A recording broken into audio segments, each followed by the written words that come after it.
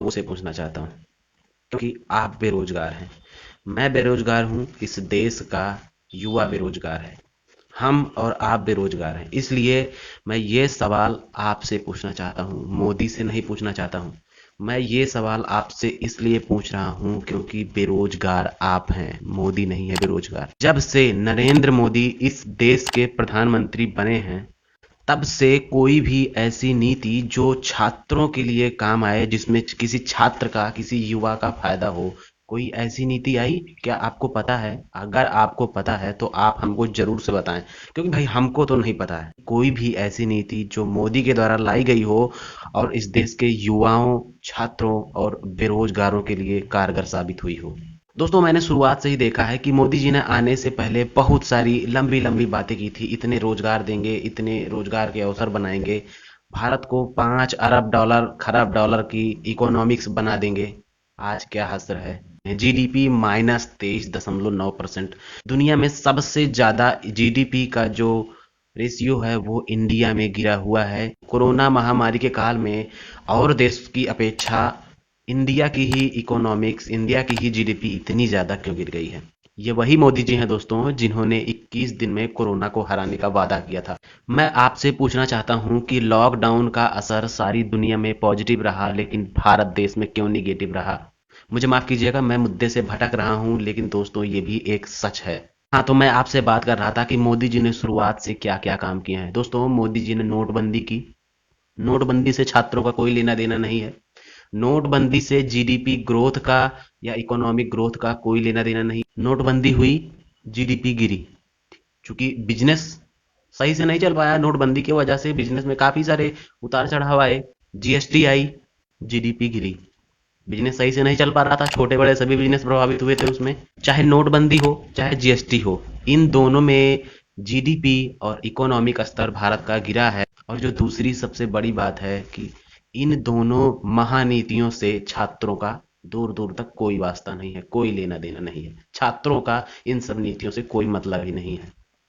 और उसके बाद ट्रिपल तलाक आपने बंद किया, ठीक है, अच्छी बात है, चलिए वो आपने सराहनीय काम किया। राम मंदिर बना, उसके लिए भी आप बधाई के पात्र हैं, आपको हम लोग धन्यवाद करते हैं। जम्मू कश्मीर से 370 हटा, उसके लिए भी आप धन्यवाद के पात्र हैं। लेकिन प्रधानमंत्री मोदी जी, क्या आपकी दुश्मनी इस देश के युवाओं से ही है? माननीय प्रधानमंत्री मोदी जी, शायद अगर आप भूल गए हो तो मैं आपको याद दिलाना चाहता हूं कि इस देश के युवाओं की वजह से ही आज आप प्रधानमंत्री बने हैं। इस देश की युवाओं ने जो राग छोड़ा था ना आपका, इसी वजह से आप प्रधानमंत्री की कुर्सी पर बैठे हुए हैं और आज आप उन्हीं बेरोजगार युवाओं की ही इस तरीके से बेइज्जती कर रहे हैं। उसके बाद दोस्तों हम बात करते हैं डिजिटलाइजेशन, आधार कार्ड, बैंक खाते खुलवाना, उज्ज्वला योजना बांटना, ठीक है, इतनी बड़ी बड़ी नीतियां इन्होंने लाई हैं।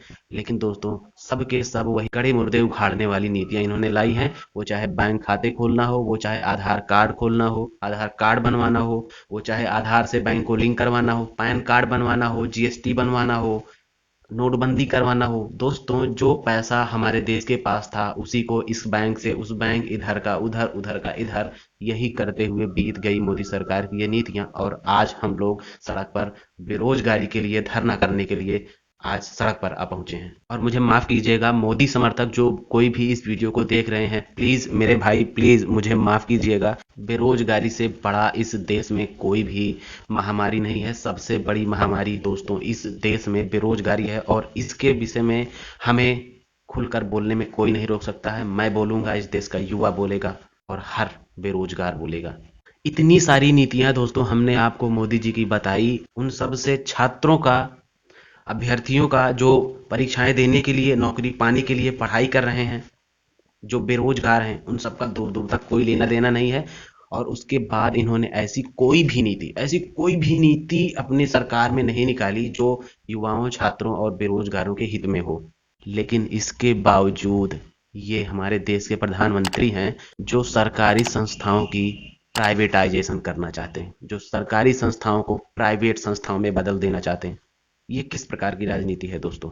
मैं पूछता हूं आपसे, मैं आपसे पूछता हूं, क्योंकि आप बेरोजगार हैं, मैं बेरोजगार हूं, मोदी बेरोजगार नहीं है। इसलिए मैं सवाल आपसे पूछता हूं कि क्या आप प्राइवेटाइजेशन के समर्थन में हैं? नहीं ना? मैं तो नहीं हूं। बेरोजगार कतई नहीं है प्राइवेटाइजेशन के समर्थन में, क्योंकि हम लोग बीते 5-7 सालों से पढ़ाई कर रहे हैं नौकरी पाने के लिए, और हम ये कतई नहीं चाहते हैं कि सरकारी संस्थाओं का, जिनमें नौकरी पाने के लिए हमने 10 साल से, 20 साल से, 25 साल से पढ़ाई की है, कि उसका प्राइवेटाइजेशन हो। मोदी जी, आप ये नहीं कर सकते, प्लीज इसको मत करिए, आपसे हाथ जोड़ करके निवेदन है।